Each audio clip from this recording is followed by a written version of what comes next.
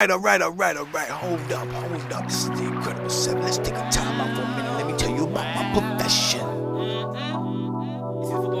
My profession is storytelling. Let me explain. The art of storytelling is an essence because it captures people and gives them a vision of what's going on. You feel me? To a point where people, they might put themselves in the story so they can get a better feeling of the song. I'm sure on my first CD I had a song called Gunfight that captured a lot of people. But let me tell you something. I can't write a story if I don't feel that it's possible. Or I can't write a story if I can't see a video. My imagination is more profound than the average motherfucker. See, what we can easily see is only a small percentage of what is possible. Imagination is having the vision to see what is just below the surface. My picture, which is eccentric, but invisible to the eye. Woo! He know he didn't have to lay it down like that.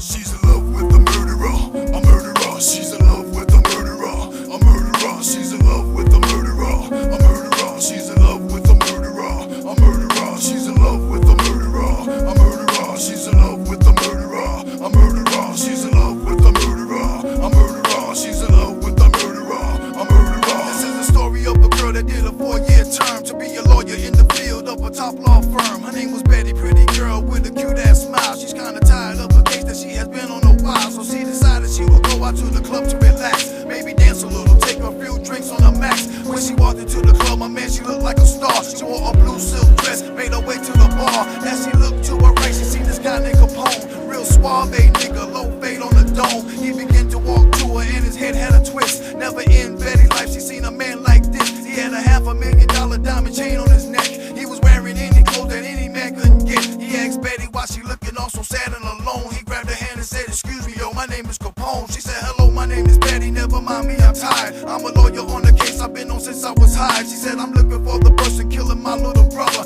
He was caught up in the game and never would he recover. It's been 5 years ago and still I don't have a clue." She looked Capone in the face, "What type of work do you do?" He said, "I do a lot of business in the US of A, giving people what they need in any time, any day. I got my own business, baby, and I deal with respect. Got some stocks with the Lakers and my own private jet. But never mind me, baby, let us go to my castle. Take a load off your feet and get away from the hassle." It was then that they left in the legs full of leather. It was then that they both started seeing each other. She's in love with the murderer, a murderer. She's in love with the murderer, a murderer. Now she still did her job and where he would take her. They were going on some cruises, taking trips to Jamaica. But she would wonder when he's gone, what type of work would he do?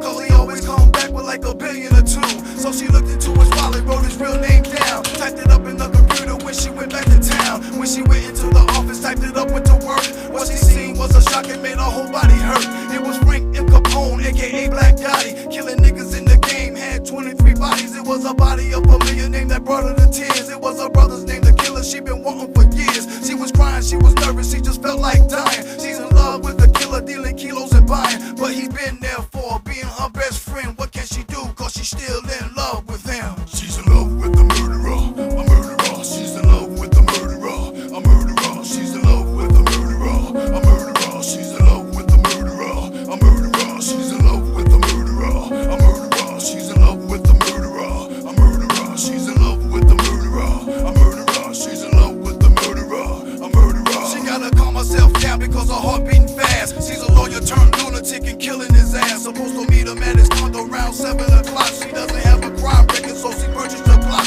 Put on the dress that he bought her, cost about 5 G's. It's gonna be a hot night, about 200 degrees. And yeah, the temperature is rising as she cruising the road with the gun fully loaded, ready to unload. She never killed anybody, now a gun she would touch. And her eyes filled with water cause she loved him so much. As she run the doorbell, she heard the steps he was taking. When he opened up the door, she pulled out and was shaking. She said, "You lied to me, Capone, don't move, motherfucker. You the one that's killing people, plus you killing my brother." Before she knew it, yo, Capone